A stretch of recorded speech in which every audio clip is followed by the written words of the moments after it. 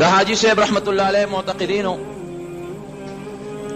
نن هم لکه د پروس کال غوندې او د مخکې کلونو په شان دی په دې حاجی آباد کې سالانه اجتماع ده.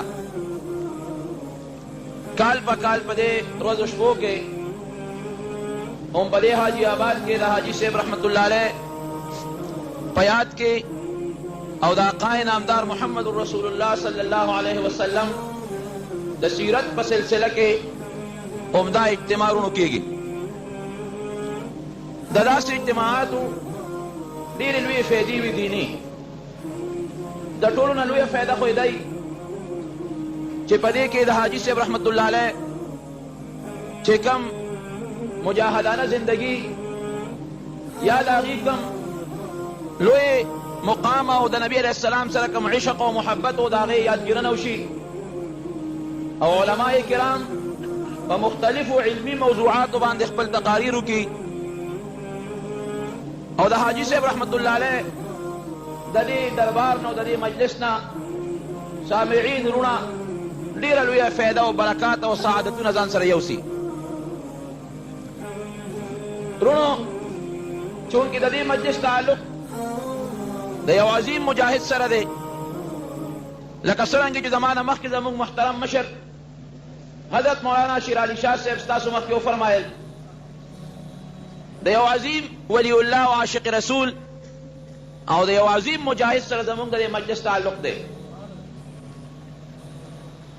دا انتظامیه والا وروڼو ته پکار دي چې دا شور مور بند کړي. تاسو خپله شور کوئ نو تاسو کښېنئ اطمینان سره ورکړئ ملګري کښېنئ تاسو انتظامیه والا هم کښېنئ تاسو بېځایي خپله به څوک نه راځي کښېنئ اطمینان سره. تاسو د هغې نه هم زیات شور جوړ کړی دی. کښېنئ انتظامیه والا ملګري ټول چې مخامخ کم کسان چې د نبي علیه السلام عاشقان دي هغه دې ټول کښېني او چې کم د پیغمبر علیه السلام عاشقان نه دي هغه دې ولاړ پاتې شي. شابه اوس په پته ولګي چې عاشقان څوک دي. د پیغمبر علیه السلام چې څوک عاشقان دي لاس اوچت کړئ ما سره. عاشقان لاس اوچت کړئ ما سره. اوس دا عاشقان ټول کښېنئ. چا کې چې عشق وي منافع به ني او که چا سره کې عشق ني ولاړ دې پاتې شي. بس تاسو هم لږ اطمینان سره ما ته متوجه شئ. نو وروڼو حاجي صاحب رحمتullah علیه یو عظیم مجاهد تېر شوی دی. دا حقیقت دی او زمونږ د علاقې د تصوف یو عظیم رهنما تېر شوی دی. یو لوی پیر او د زمانې یو عظیم ولی الله تېر شوی دی. حاجي صاحب رحمتullah علیه هغه شخصیت وروڼو چې هغه په دې حاجي آباد کې د جومات په ګوټ کې ناسته نه ده کړې او نه د حاجي آباد په ګوټ کې صرف د تسبو اړولو او د ذکر و اذکار سره خپل تصوف او طریقت بند ساتلی دی. د دې سره سره چې حاجي صاحب رحمتullah علیه دلته کې په حاجي آباد کې د یو عظیم مرشد حیثیت لره لیکن کله چې به حاجي صاحب رحمتullah علیه ته ضرورت پیښ شو او د جهاد موقع به راله نو بیا به حاجي صاحب رحمتullah علیه د کشمیر په غرونو کې هم ټوپک په لاس ولاړو او که کله به د یو جابر او ظالم حکمران مقابله راله نو بیا به حاجي صاحب رحمتullah علیه د میرزا اسکندر د ګریوان سره لاس نیولی هم ولاړو. پیر دې ته پیر وایي وروڼو مجاهد دې ته مجاهد وایي. کومه مجاهدانه زندگی او د حاجي صاحب رحمتullah علیه چې د پیغمبر علیه السلام سره کوم عشق و حقیقت دی چې داسې زندگی او داسې عشق او داسې ارشاد او داسې تصوف په سترګو باندې ډېر کم لیدل کېږي. مولانا شیر علي شاه صاحب یو خبرې ته اشاره وکړه. زما والد صاحب خپله قصه کوي. حاجي صاحب رحمتullah علیه د کشمیر په غزا کې زخمی شوی و. وی زه به راتلم او ما ورته سهار کې انجکشن و ما به ورته ستل لګول انجکشن به مې ورته و ما له به حاجي صاحب رحمتullah علیه یو پیاله چای راکوله. وی یو ځل د هغه چانک نه ما چای واچوله ځان ته په خپله او هغه چانک مې په ځمکه باندې کېښودو. چای مې د پیاله کې واچولو چانک مې په ځمکه کېښود. وی حاجي صاحب رحمتullah علیه کټ کې ملاستو او د زخمونو تکلیف ووته. وی قسم دی د هغه زخمونو او د هغه بیمارۍ سره په کټ کې راوچت شو او یې ما ته چې ماما فلان کیه دا چانک په ځمکه مې کړه دا مې د مدینې منورې نه راوړی دی. د حاجي صاحب رحمتullah علیه زړه کې د آقا نامدار د کلي او د هغه چانک چې راغلی خو د بل وطن نه دی خو د مدینې منورې خاورې او دکان سره تعلق پیدا شوی دی. دومره قدر او عظمت دی. نو حاجي صاحب رحمتullah علیه حقیقت دا دی چې دلته کې د تصوف په رڼا باندې د علاقه رنګ کړې ده. خلکو ته ذکر و اذکار خلکو ته د طریقې سبقونه او د عوامو سره سره د علماو یو ډېر عظیم اشته حاجي صاحب رحمتullah علیه کړې ده.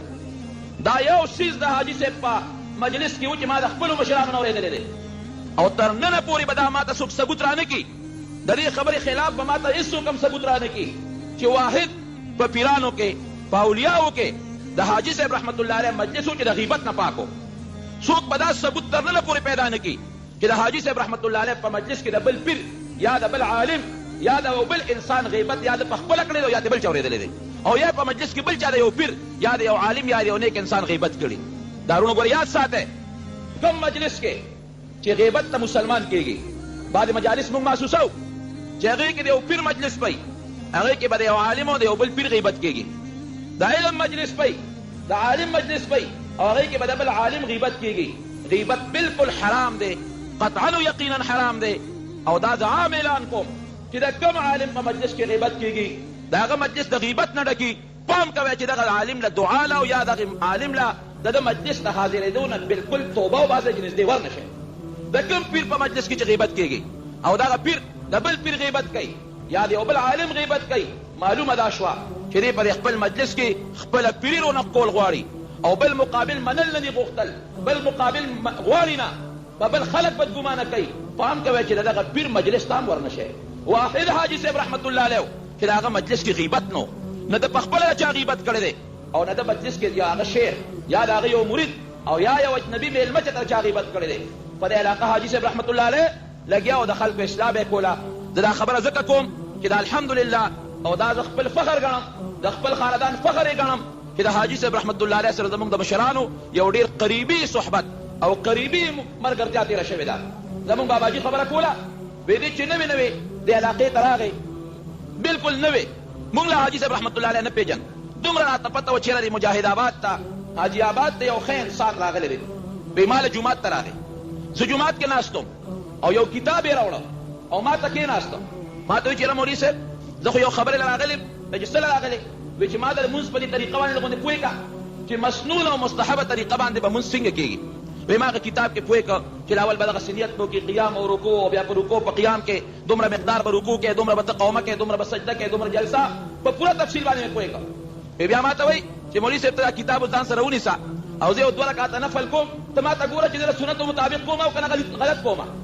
وی ما ته چې ودرېږه وی دی ودرېده او کومه طریقه باندې چې هغه کتاب کې هغه مونځ ما او د سره برابر کړي یو بل سره په هغه طریقه کېناست او ډېر خشوع خضوع سره هغه خپل مونځ خلاص کړ رکوع قومه جلسه دی بالکل برابر چې سلام یې وګرځاو. ما ته چې مولوي صاحب د مستحبو د سننو برابر خیال پکې وساتلی شو رعایت مې چې بالکل همدغسې مونځ کوه. وی بله ورځ زه په لاره تېرېدم وی اوس ګورم چې د علامه شمس الحق افغاني رحمت الله علیه جومات کې اوس حاجي صاحب رحمت الله علیه ولاړ او مولانا شمس الحق افغاني صاحب سره کتاب دی او حاجي صاحب رحمت الله علیه ورته ښکته پورته کېږي خپل مونځ کوي. زړه کې مې یو پوټې ګیله راله او باباجي به زموږ دا خبره کوله چې دا خو عجیبه شیخ سړی دی هلته کې راغی او ما یې د مونځ چل زده کوه او اوس دلته کې مولانا شمس الحق افغاني صاحب ته ولاړ دی د هغه نه د مونځ چل زده کوي. وی څو ورځې پس راته پته ولګېده زموږ په کلي کې یو بل عالم و تنګي استاد باندې مشهور و ډېر بزرګ او نیک انسان و چې دی اوس هغه ته ولاړ دی او تنګي استاد سره کتاب دی او حاجي صاحب رحمت الله علیه ورته ښکته پورته کېږي. وی ما وی چېرې دا شیخ ډېر ساده سړی نه دی ډېر هوښیار سړی دی هر څوک چې دی خو ډېر هوښیار سړی دی. اوس که یو ملا ته دې ده وویل چې مولانا صاحب مونځ دې غلط وکړه سنن دې پکې پرېښودل مستحب دې پکې پرېښودل دا مونځ داسې پکار دی هغه ملا به راپاسېږي مهیانه به دې کلک ونیسي چې ولې ما د توتانو پاڼې ویلې دي ما ته د مونځ چل ښه په داسې طریقه باباجي زموږ وی چې حاجي صاحب رحمت الله علیه د حکمت نه کار واخیست. ادعو الى سبیل ربک بالحکمة والموعظة الحسنه د حکمت ما ته عالمانو ته چل ښیي هغه له چل په خپله ښه ورته مونځ نه ښه خبرو خو په دې طریقه باندې حاجي صاحب رحمت الله علیه د علماو ته چل ښو چې ګورې مونځ تاسو غلط کوئ مونځ کې ستاسو ډېر مستحبات او سنت پاتې کېږي ما ته وګوره چې زه څنګه مونځ کوم دقسې مونځ وکړئ.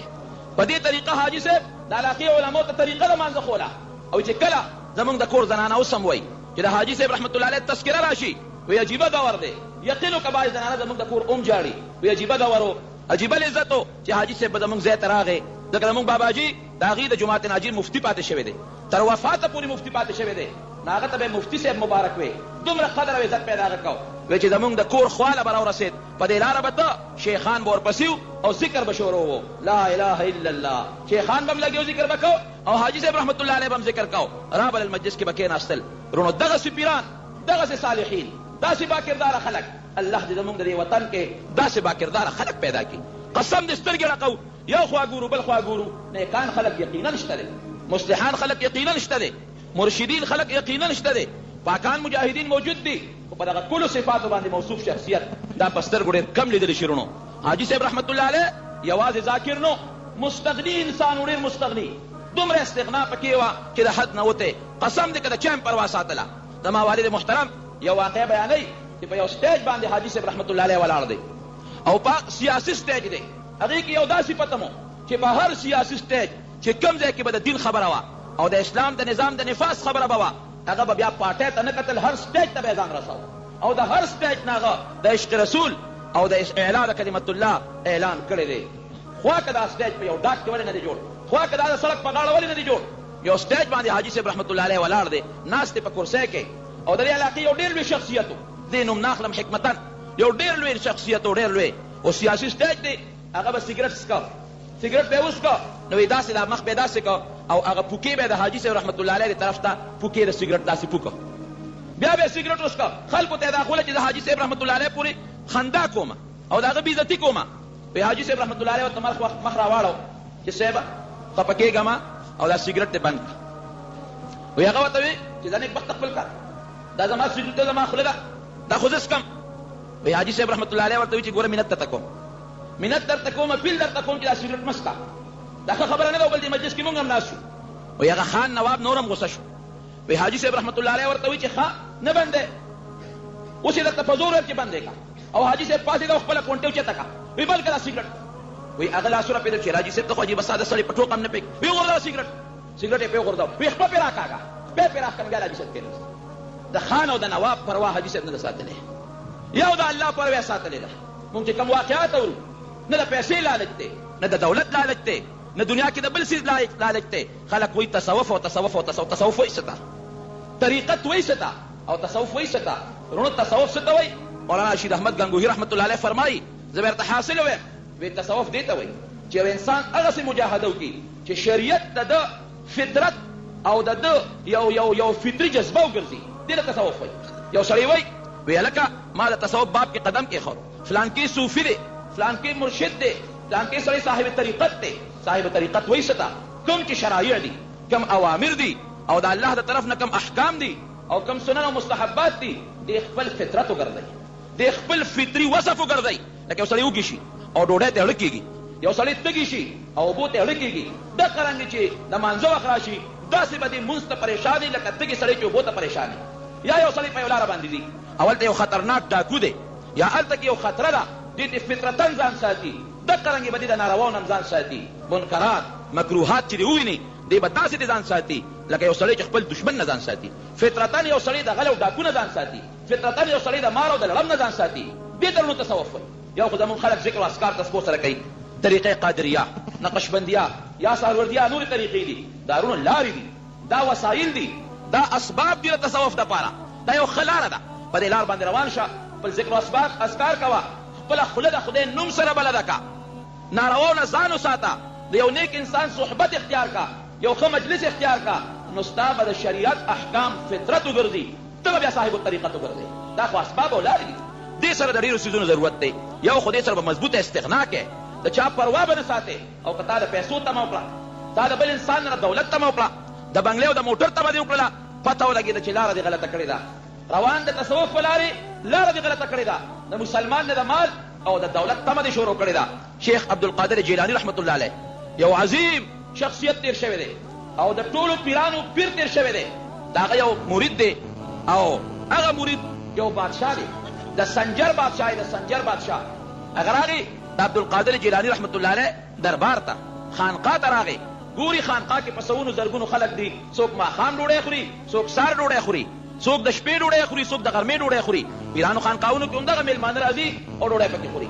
دا بادشاه تپوس وکړ، وی یاره د عبدالقادر جیلانی رحمت الله علیه څه خاص تنخواه یا څه خاص منډی یا دوکانونه شته دي؟ وی نه. وی دا مدن څه ذریعه شته دي؟ وی نه. وی دا دومره میلمانه کوم ځای نه خوراک خوري؟ دا لنګر چې چلېږي او دا په سوونو زرګونو میلمانه راځي ډوډۍ خوري، کوم ځای نه پوره کېږي؟ پسلی راولي نو دی چې کله واپس شو خپل کلي ته، نو داسې چل وکړه، ده یو خط ولیکه او یو غونډه صوبه د نیمروز، هغه صوبې د عبدالقادر جیلانی رحمت الله علیه لنګر ته وقف کړه. او خط یې ولیکه عبدالقادر جیلاني رحمت الله علیه ته چې صاحب ما ستا د خانقاو د لنګر اندازه واغېسته، زرګونه خلک سهار او ماښام پکې ډوډۍ خوري. لہذا د یوې صوبې د نیمروز ټول آمدن او محصول او چې څومره آمدن کېږي هغه ټول ستا خانقاه ته وقف دی، هغه ټول ستا لنګر ته وقف دی. عبدالقادر جیلاني رحمت الله علیه ته چې کله خط ورسېده، یو مرید والا خط ورکوي، دا څه دي؟ وایي دا جي د سنجر بادشاه دا خط را لېږلی دی. چې خط یې وکړ څه پکې لیکلي دي؟ وایي چې غونډه صوبې دلته وقف کړه. عبدالقادر جیلاني رحمت الله علیه خوشحاله شو، مریدان خوشحاله شو. مریدان ولې خوشحاله شو؟ چې ځکه خیري اوس خو به لنګر نور هم ډېر مزېدار شي. اوس بعضې ما ته متوجه شئ، اطمینان سره کښېنئ، تاسو خبرې مه کوئ. اطمینان سره کښېنئ چې کوم مېلمانه راځي په اطمینان به مېلمانه دې خوا راځي. شر و شور او د مجلس بېادبي به بالکل نه کوئ. اطمینان سره په قلار کښېنئ. کوم مېلمانه چې راځي هغې ته صرف لاره پرېږدئ چې دلته سټیج ته راځي، او مېلمه سره زیاتي خلک بالکل چې سټیج ته راونه کړي، دې باندې پابندي ولګوئ. بس اطمینان سره دا بنده کړه. مریدان خوشحاله دي. اوس مریدان خوشحاله شو چې دا اوس انشاءالله لنګر خو به نور هم ډېر مزېدار شي، ځکه مخکې خو چې څه ماحضر وه به هم خوړل. اوس خو د نیمروز غونډه صوبه وقف شوه. عبدالقادر جیلاني رحمت الله علیه ته چې کله خط میلاو شو او خط یې وکته، نو هغه یو مرید ته یو پین راوړه. وایي صاحب څه کوې؟ وایي دې بادشاه ته یو خط لیکم، راوړه یو پین. پین یې راوړه او د خط په شا یې ورته یو دوه شعرونه ولیکل. عبدالقادر جیلانی رحمت الله علیه یو دوه شعرونه ولیکل. وی چون چتر سنجری رخ بختم سیاه باد، در دل اگر بود هوس ملک سنجری. هغې به پخوا یو ټوپۍ په سر کړی و، تاج به یې په سر کړی و، او هغې کې به یو توره کرښه وه. وی که زما ستا د ټول سنجر بادشاه ته په زړه کې دومره سوچي که نه، او داسې معمولي غوندې زما ستا د ټولې بادشاه متعلق ارمان وي، نو زما بخت او زما ضمیر د خدای داسې تور کړي لکه ستا د ټوپۍ را چتر چې تور دی، د دې پروا مې نشته.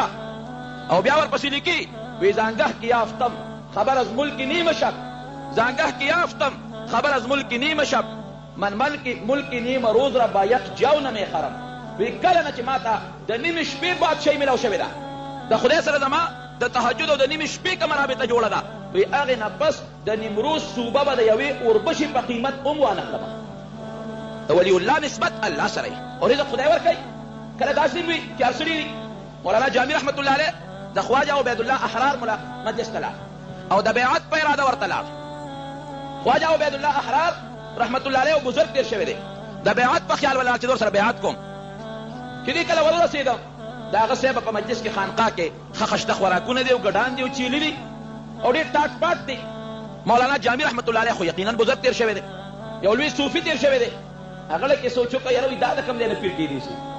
پیران دې ته وایي دا د ګډانو غوښې وګوره، د چیلو دا غوښې وګوره، د چرګانو ته وګوره، د مزو ته وګوره، د پاکو جامو ته وګوره، د اسونو ته وګوره، دا څنګه پیر دی؟ نو زړه کې یو شعر ووی، پټ غوندې یو شعر ووی، پټ غوندې یو شعر یې په دې خپل زړه کې جوړ کړ. وی نه مرد است آن که دنیا دوست دارد، نه مرد است آن که دنیا دوست دارد. وی کم سړی چې دنیا سره دوستي او محبت کوي وی دا کامل سړی نه دی. غالې غوندې لاړ یو جومات کې سملاست. خواجه عبیدالله رحمت الله علیه په ځای پرېښود، لاړ یو جومات لا بیعت یې په ځای باندې پرېښود او یو جومات کې غالې غوندې کېناسته او څادر یې سر ته واچه اوده شو او همدغه شعر پړه کې وایي نه مرد است آن که دنیا دوست دارد. کوم انسان چې دنیا سره دوستي کوي دا کامل سړی نه دی. اتفاقا په دې خوب کې دی اوس اوده شو، څادر یې سر ته واچه اوده شو.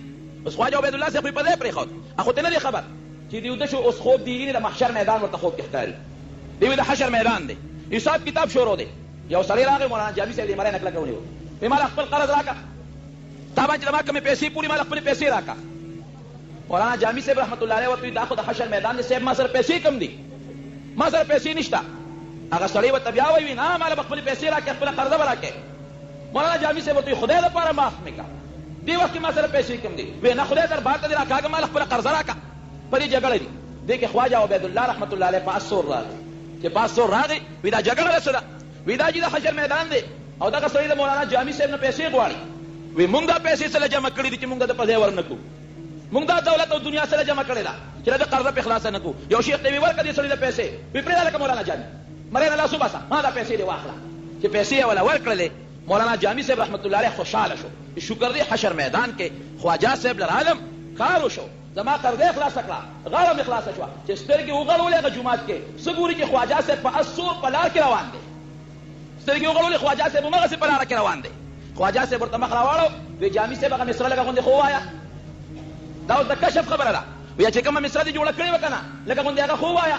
جامع صاحب رحمت الله علیه سر ښکته کړ مصره خو یې د هغه په حق کې جوړه کړې وه سر یې ښکته کړ ویل شابه جامع صاحب هغه مصره به اوس راته وایي چې کومه دې ما پسې جوړه کړې ده جامع صاحب خو صوفي مشاعر و وی ښه جي وبویم درته وی وایه نو ورته وایي وی نه مرد است آن که دنیا دوست دارد هغه سړی کامل نه دی چې دنیا سره دوستی کوي اگر دارد برای دوست دارد لیکن که دنیا لري دوستانو لپاره به ساتي خواجه صاحب وخندل مطلب دا دی د شعر خو یو ډېر مفهوم دی لوی زموږ صوفیه یو ډېر لوی مفهوم بیانوي خو ظاهر کې مطلب څه دی چې ما خو در باندې اعتراض وکړو چې ته ډېر دنیادار سړی یې پته ولګېده چې دا پیسه دی خپل ځان له نه ساتلې دا د خپل دوست او د الله د رضا دپاره ساتلې ده زما خدمت دې پرې وکړو حشر میدان کې دې خلاص کړم نورلو پیسه ځان سره ساتل دا څه ناجایزه خبره هم نه ده خو پیسه په جایزه طریقه پیدا کول او په جایزه طریقه پیسه لګول او دې بزرګانو له بیا پیسې دې خپله راځي ذوالنون مصري رحمت الله علیه لوی بزرګ تېر شوی عظیم بزرګ تېر شوی دی دوه وروڼه یو ورور یې پلار یې وفات شو دواړو ته مال پاتې شو دولت ورته پاتې شو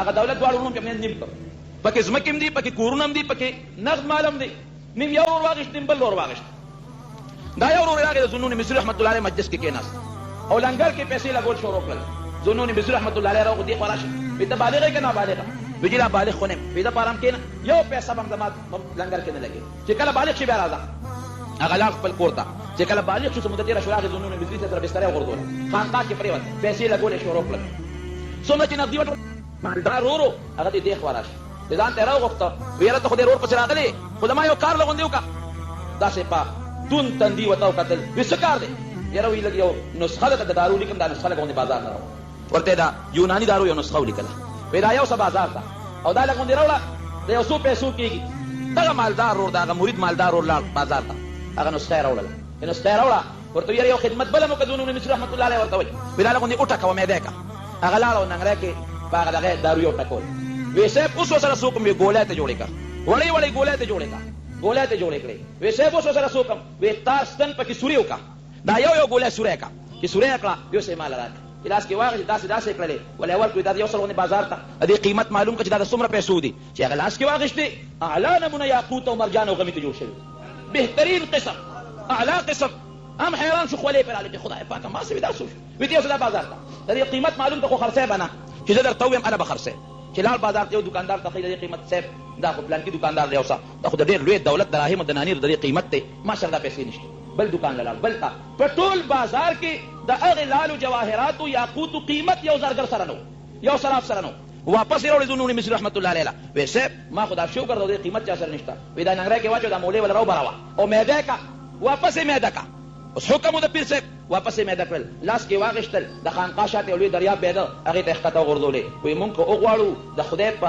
حکم مونږ د دې خټو نن لال یاقوت جوړولی شو مونږ که وغواړو الله زمونږ په زړه کې القا وکړي خدای مونږ له دا طاقت هم راکولی شي خو دې څیز پسې زمونږ توجه نشته دا رونو حقیقت دی مال ته چې کله تا توجه وکړه او په زړه کې د مال محبت او مینه پیدا شوه او مال پسې د کوشش او طلب شروع کړه نو قسم د مال به مخکې ته به ورپسې او چې کله د صحیح ولایت ته توجه ورکړه او د مالدار او دې خلکو نه ځان مستغني کړه دا مال به ستا د خپله راځي مولانا رشید احمد گنگوهي رحمت الله جومات کې ناست دی یو خان یو سیټ ورته اشرفۍ راوړې ډبلې روپۍ ورته راوړې وی صاحب دا پیسې مې درله راوړې دي وی زما حاجت دې وخت کې دې پیسو ته نشته وی صاحب په طالبانو باندې وویشه وی دا پلیت مال چې زما په لاس په طالبانو ویشي په خپله یې پې وویشه که نه سړی پاسې د مجلس نه وی یاره اورېږه زما مخکې خو یې نه اخلې زه ګورم چې اوس یې اخلې که نه د مولانا صاحب پڼې پرتې وې د جومات نه بار پیزار کې هغې کې هغه روپۍ ورته واچولې او یو ګوټ کې ورته را سیټ پټ شو چې زما مخکې خو پیسې نه اخلي ودرېږه چې زه دې پټ شم چې دا پیسې اخلي که نه اخلي مولانا رشید احمد گنگوهي رحمت الله چې بار ته راووته او پڼې پیزار کې پڼو کې منډله خپه پکې نه تله چې ویې کتل پڼې د روپو ډکې وي هغه پڼې یو چت کړې او الاوړې کې ویې څنډلې دا خبره رونو د کمال خبره ده وی ای پلیته دولته چې کوم سړی در پسې منډې وي ته دې تښتې ځان وله نه ورکې او چې کوم سړی دې نه قبلوي د هغه د پیزار سلامونه کوي دا حقیقت دی رونو پیسې ته چې کوم سړی توجه ټیک ده په حلاله طریقه پیسه ګټل او په حلاله طریقه پیسې لګول د دنیا زندگی او ژوند د دې نه بغیر کار نه کېږي لیکن خپل زړه کې به د دې خبرو نه استغنا پیدا کوي الله ته به توجه ورکوي ته ګوره دا پیسې به راځي ستا د خپلو سلامونه به کوي خبره مې رونو دې پورې کوله چې حاجي صاحب رحمت الله علیه یقینا یو ډېر لوی ولی الله د زمانې تېر شوی دی یو لوی مجاهد تېر شوی دی حاجي صاحب رحمت الله علیه یو لوی مستغني تېر شوی دی نه د پیسو تمره چا نه کړې ده نه د دولت تمره چا نه کړې ده نه د مال او د دولت تمره چا نه کړې ده او میدان د جهاد کې حاجي صاحب رحمت الله علیه یو عظیم مجاهد تېر شوی دی دا حقیقت دی نو دې زمانه کې لکه څنګه چې زمانه مخکې زموږ محترم مشر مولانا شیر علي شاه صاحب دامت برکاتهم دې خبرې ته اشارت وکړو د جهاد د دې وخت په مناسبت یو ډېر اهم ضرورت دی. نن ورشه وګوره بیت المقدس ته د یهودو قبضه کې بیت المقدس راغلی دی او بیت المقدس یوازې د یهودو قبضه کې نه، اوس هغه سازش شروع دی چې بیت المقدس لوټي لوټي کول شروع کېدو والا دي.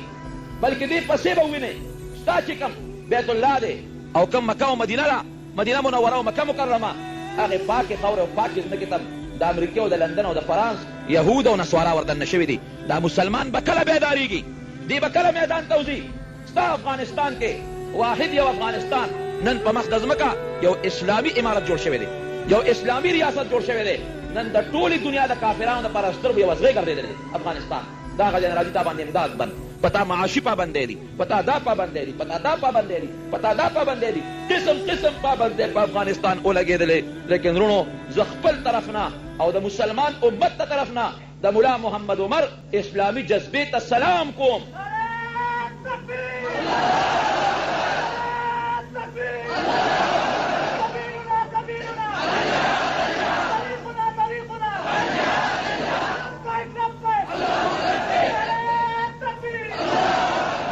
واحد ملا محمد عمر پاسید میدان کې ودرېد، امریکې ته وایي چې کلنټنه ته مې خدای نه خدای مې بل دی، فرانسه ته مې رب دی رب مې بل دی. تاسو ولیدل په دې دوه درې کاله کې افغانستان کې د اوړو قطار نه دی لګېدلی او پاکستان کې سره د غلې نه د اوړو قطارونه لګېدلي دي. دا د پاکستان د مسلمانانو د حکمرانو لپاره د بېغیرتۍ خبره ده. نن هغه افغانستان دی چې خپله غله پکې نشته، خپل تیل پکې نشته، خپل ذرایع پکې نشته. نن په افغانستان کې تیل د پاکستان نه ارزان دي، نن په افغانستان کې چینی د پاکستان نه ارزان دي. نن هغه افغانستان دی چې ستا حکمران ته م وایي چې زما ستا دا غله او چینی نه دي په کار، مهرباني وکړه ځان سره سنبال وساته، زما رازق او روزي نسان الله دی. خدای باندې بروسه وکړه، خدای باندې اعتماد وساته او د کلنټن او د یهودو د خپو سلام له مزه تو ګوره چې رب العالمین ستا انتظام کوي او که نه کوي. زمونږ دا حکمران خو دا خو بې خونده دي، دې کې خو خوند او غیرت نشته چې په خېټه یې دل راشي د ډسپرین ګولۍ له لندن ته او امریکې ته منډې وایي. کلنټن سره سلاګانې کوي. زه د جهان بدبخته لړ شه بیت الله د خدای د کور نه طواف وکړه چې الله مسله مې حل کړه. لړ شه مدینې منورې ته او د پیغمبر علیه السلام د روضې سلام وکړه او د الله نه سوال وکړه او دعا غواړه. ته ګوره چې ستا مشکلات خدای حل کوي که نه حل کوي. دا یو جمدې مثال دی د افغانستان. نورونو ځای په ځای په مسلمانانو نن تبۍ شروع ده، نن تبۍ شروع ده. نن د چیکنیا مسلمانان او نن د کشمیر مظلومان ښځې او د کشمیر یتیمانان ماشومان خولې اسمان ته نیولي دي چې یا الله د دنیا مسلمان به کله ویښېږي، کله به بیدارېږي، کله به زما د پلار، کله به زما د خور، کله به زما د لور د ناموس بدل اخلي. د قیامت په ورځ به د چیچنیا د مسلمان، د کشمیر د مسلمان، د افغانستان د مسلمان او زما او ستا د خدای په دربار کې پیښې کېږي.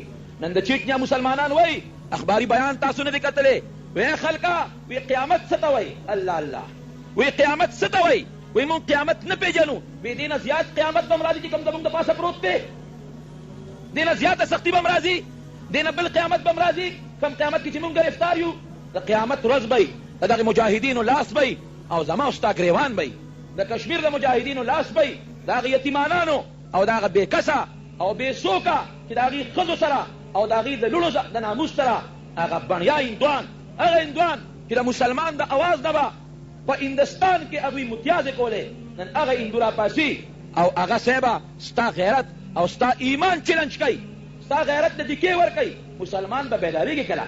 حاجي صاحب رحمت الله علیه یقینا ارمان او افسوس چې حاجي صاحب رحمت الله علیه په دې دور کې جمدی وي او حاجي صاحب رحمت الله علیه په دې وخت کې موجود وي، نو حاجي صاحب رحمت الله علیه به تا دلته په دې سټیج ناستې ته نو لیدلې، به تا په دې سټیج ناست نو لیدلې. حاجي صاحب به صرف د تسبو په ورځ تا نو لیدلې، حاجي صاحب به صرف د جومات ګوټ کې په ناست او په اعتکاف تا نو لیدلې. دی به د کشمیر په محاذ نن جنګېده، دی به د افغانستان د تعلقان په محاذ نن جنګېده، دی به د چیچنیا په محاذ د روس مقابله کې نن جنګېده، دی به د بیت المقدس د حرمت د دفاع لپاره نن د فلسطینیانو شانه بشانه جنګېده. الله دې داسې مشران او مجاهدین موږ سره پیدا کړي. مجاهدین قمقل نه دي، لیوانیان نه دي، خپل سر نه دانګي. یو صحابي دی، یو عظیم صحابي دی، حضرت انس بن نضر رضی الله تعالی عنه د احد په میدان کې د احد میدان کې ولاړ دی او توره واغشته او منډه کړه میدان ته او د کافرو صف کې ورننوته او میدان کې ورننوته او ملګرو ته وایي وی څنګه د دشمن په فوج ورځې؟ وی انی اجدو ریح الجنة دون احد، وی د جنت خوشبویي د احد د دې غر په دې خوا کې محسوسومه. او یو بل صحابي دی حضرت عبداللہ ابن جحش رضی اللہ عنہ اور حضرت سعد ابن ابی وقاص رضی اللہ عنہ.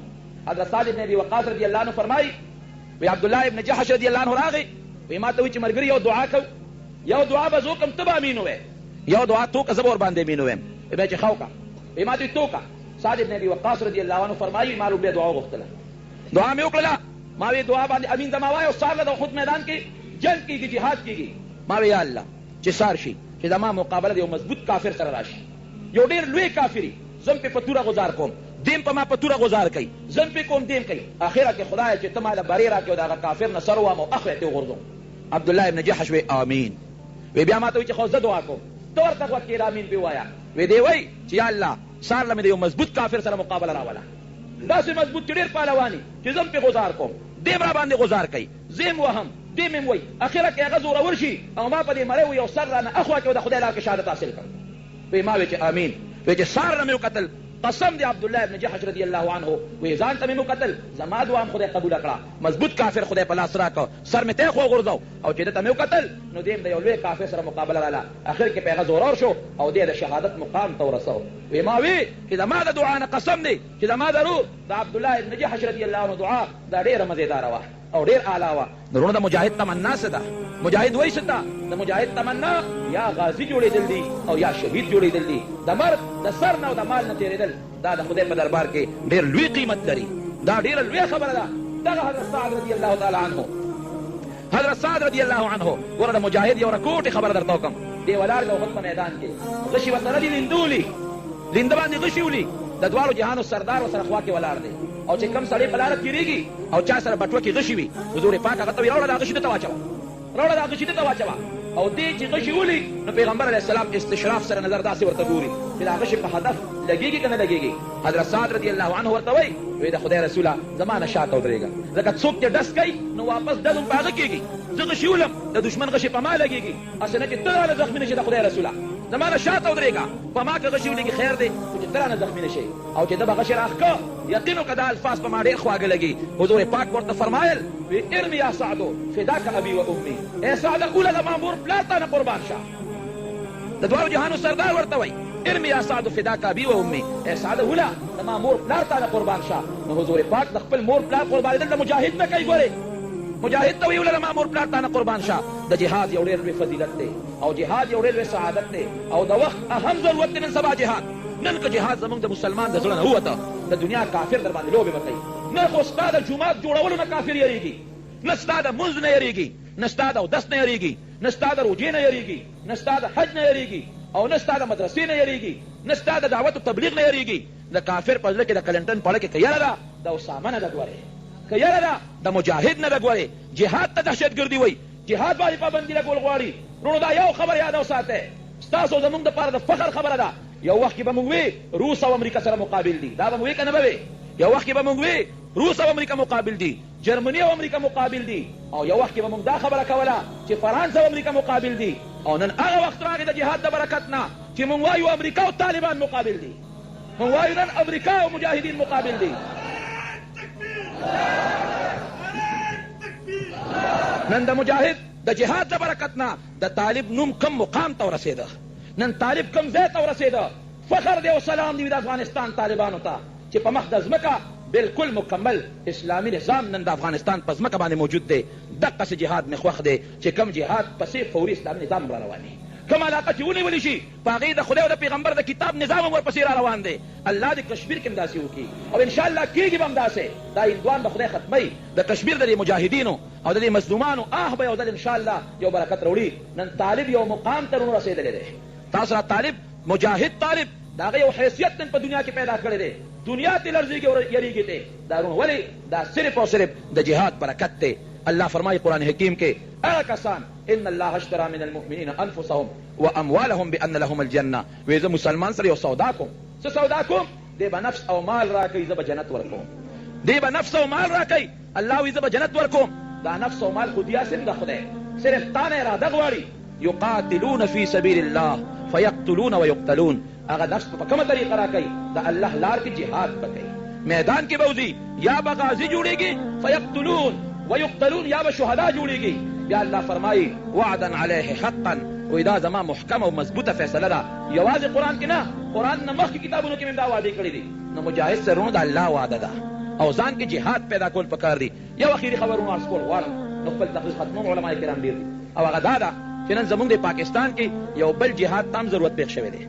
یو د کافر مقابله کې جهاد دی، یو بل جهاد تام ضرورت پېښ شوی دی.